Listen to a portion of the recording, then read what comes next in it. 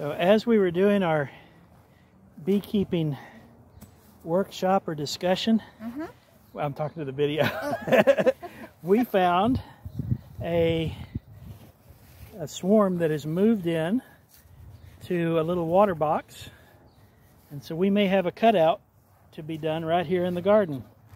And the bee that's just climbing out, I see pollen on its wings, so that tells me that they have been here long enough to have some comb and to have some brood in there.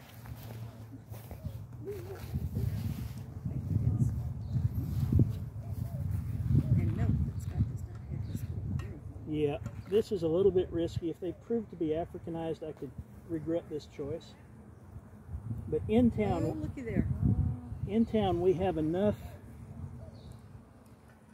gentle bees, because we have enough beekeepers, that the chances are really good. That is amazing. There's another piece of comb that has fallen down. Is there a lot of comb? Not much, just a little. I say yes, no. Let me go get some rubber bands and frames.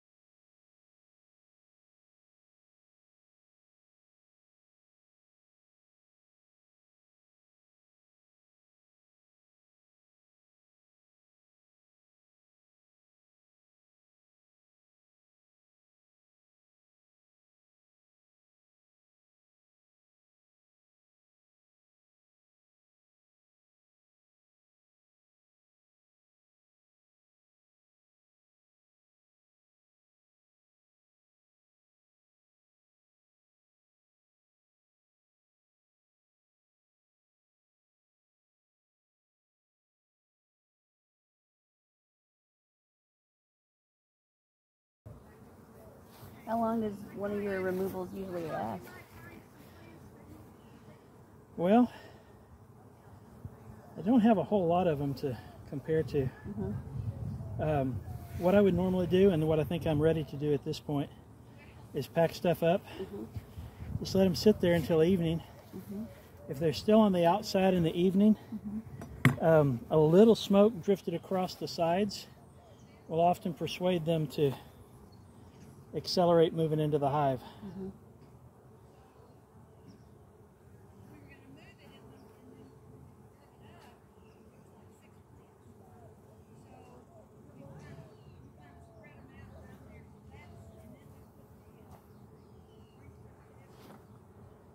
It would be fun to leave the camera on time lapse, but my battery won't last for that. So I think I'm going to stop it, pack stuff up, and come back at dark.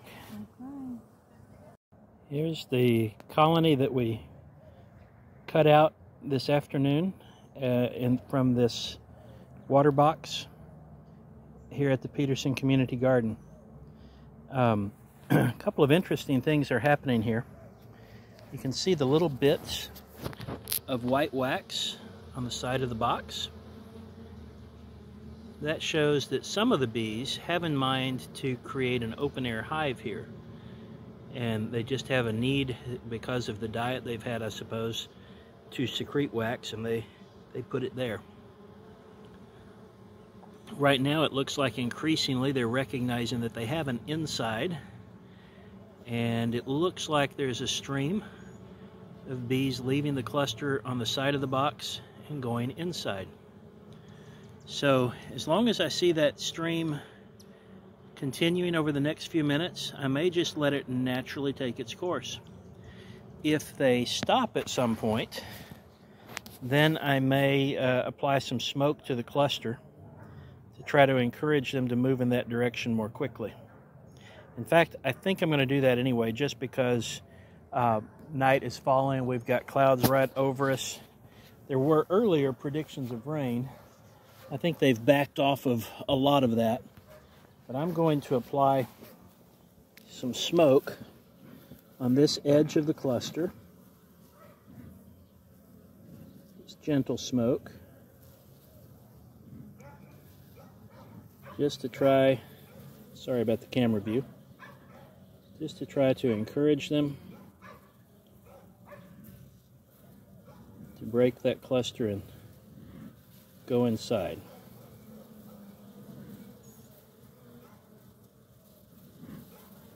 Could be that we'll find a queen in this cluster, so I'm going to be watching carefully.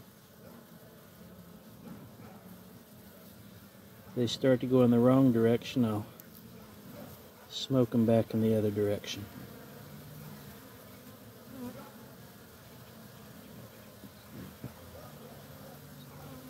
There they go. See how they're breaking cluster and moving more quickly to go inside.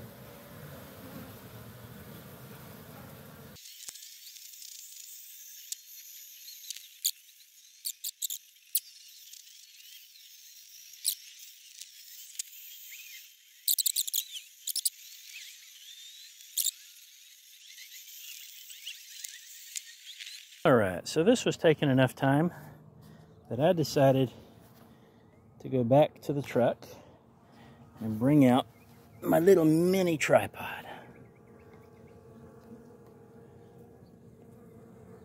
So we can get right up close with them. Alright, so they're all off of this side that I'd been smoking. They haven't gone over to the other side. Some of them are up higher, so we'll give them a little smoke up here.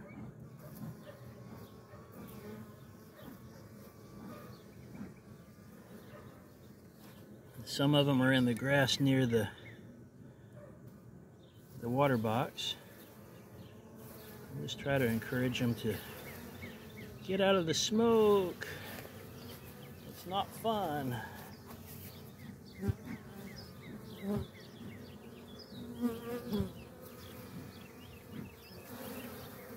Go inside.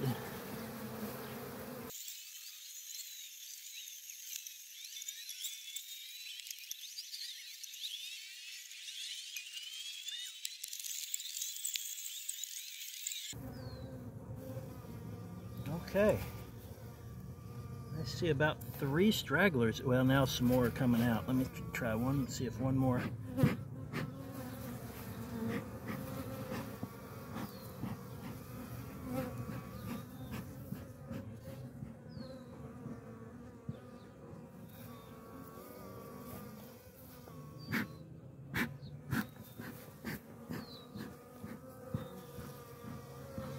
One of them has recognized that I just might be the cause of this smoke. It's given me some attention that I really preferred not to have. But they're all mostly inside. So now I'm going to take the Hive tool. I'm going to rotate this around to ventilation. And then I'm going to put on my gloves and take this back to the truck. There will be some riders who will hang on to the outside. And they'll probably still be on it when I take it to the house and back to the yard. Unless I'm about half tempted. I think I will. I think I will just remove it here in the garden, over by the other hive.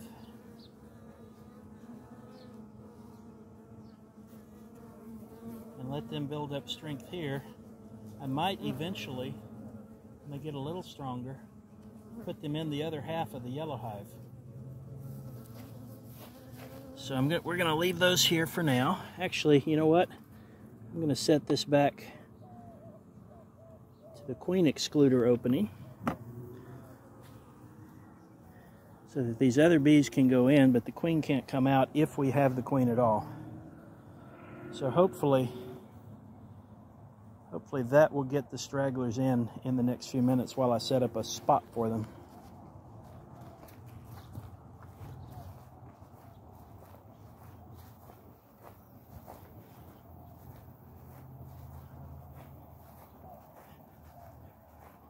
So we're going to go over here to the vicinity of the yellow hive.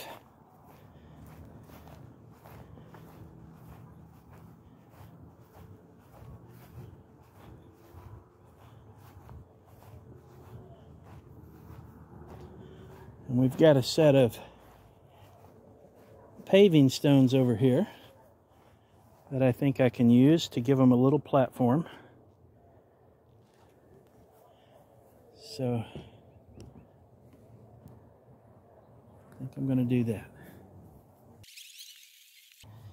So that will be their location.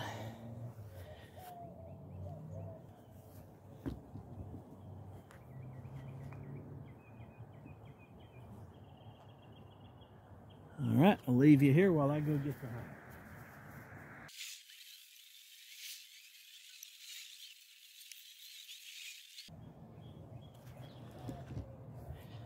So here they are. And now I'm going to open it up, give them their freedom.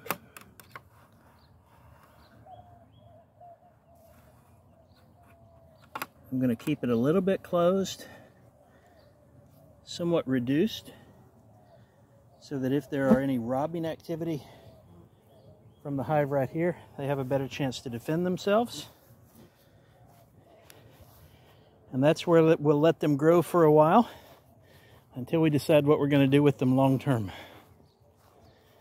So that is the end of a day that started at 10 o'clock and has been filled with substantial beekeeping activities throughout. Thanks for watching.